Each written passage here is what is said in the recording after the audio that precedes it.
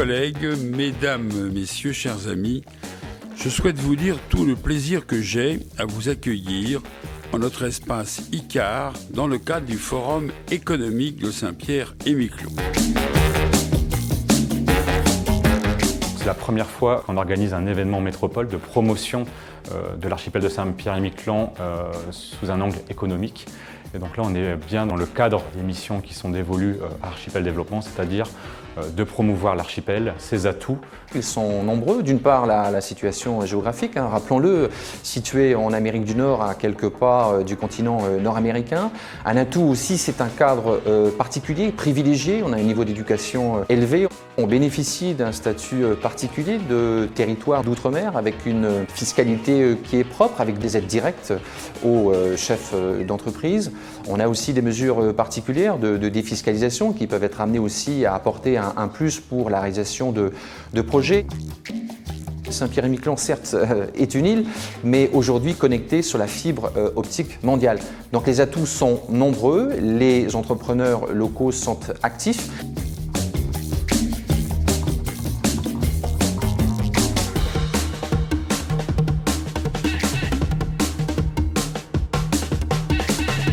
Entreprendre à Saint-Pierre-et-Miquelon, c'est déjà répondre à des besoins que l'on trouve dans chaque société, dans chaque économie, mais en plus d'avoir un réel impact, de pouvoir sentir ce que l'on fait, ce que l'on crée.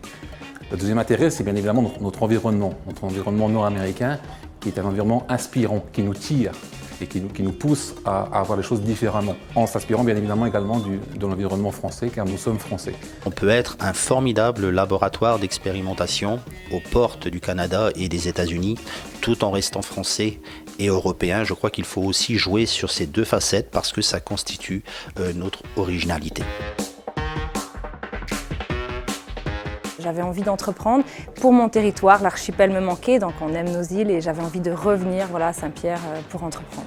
Je suis très heureux de voir les projets qui ont une dizaine d'années ont pu émerger, ont pu aboutir, des projets structurants pour le territoire, qui reçoivent l'aval de tous les acteurs politiques, économiques et sociaux de l'archipel, et qui en font un territoire ultra dynamique. Les Terrasses du Port, c'est un complexe hôtelier haut de gamme de type appart-hôtel. Donc ça va être un hôtel avec des capacités d'hébergement de 16 chambres, articulé autour de différents services haut de gamme. Donc on aura un centre de remise en forme, un centre de spa et soins, et également une salle de séminaire et un espace restauration. Donc c'est vraiment quelque chose de nouveau sur l'archipel, de pouvoir avoir différents services dans un même lieu.